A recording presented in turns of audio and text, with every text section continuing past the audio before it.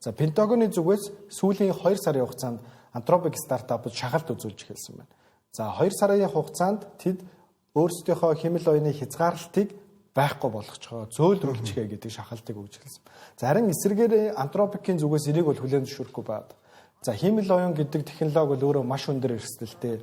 Хүндрэлтэн бид нар өөрсдийгөө энэ технологиос хамгаалах хэрэгтэй гэдэг байр суурин дээр одоо болтол бат зогссоор байна. За өнгөрсөн мегмар гарагт энэ хоёр байгууллагын зүгээс уулзалт болсон. За уулзалтын үр дүн нилээдгүй ширүүн болсон гэдэг хэвлэлүүд бол онцолж байгаа. За үүний дараачаар нэгэн мэдээлэл гарсан байгаа нь Пентагоны хувьд за Вашингтоны цагаар Баасан гарагийн 17 цаг тэг 1 минут хүртэл буюу за энэ 7 хоногийн ажлын цаг дуусахаас өмнө энийгээ зөөлрүүлэхгүй бол за Пентагоны одоо бараг хар жагсаалт гэж хэлж болно хязгаарлалтанд орно гэсэн үг. Тэгэхээр Пентагоны хязгаарлалтанд Anthropic стартап орохоор юу болох вэ гэхээр за Пентагон болон за аюулгүй байдал батлан хамгаалах салбартаа хамтарч ажилладаг компаниуд Anthropic-ийн хэмэл оюуны технологиг ашиглах боломжгүй боллоо гэсэн.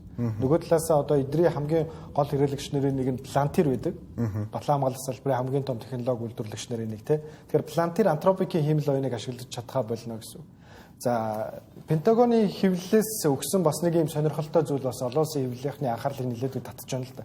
За Пентагоны зүгээс Anthropic стартапын гүйцэтгэх захирал Дарио Амадо л уцаар ирсэн байна. За уцаар ирсэн чинь за хэрвээ Америк нэгдсэн улсыг чиглээд цөмийн бөмбөг ирвэл та яах вэ? Энийгээ зөөлрүүлэх үү зөвшөөр одоо хязгаарлалтаа үгүй болгох уу гэж асуусан чинь хэрвээ тийм юм болвол одоо надруу залгаарай гэдэг нэг юм шогарсан байдалтайгаар хариу өгсөн.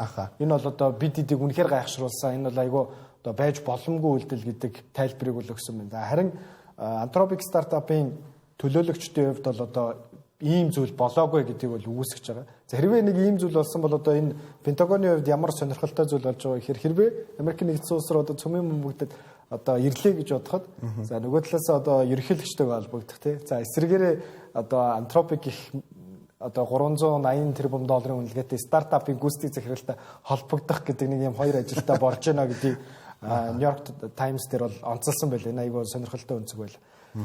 За хиймэл оюун одоо ийм өндөр түвшинд бол ирсэн байна.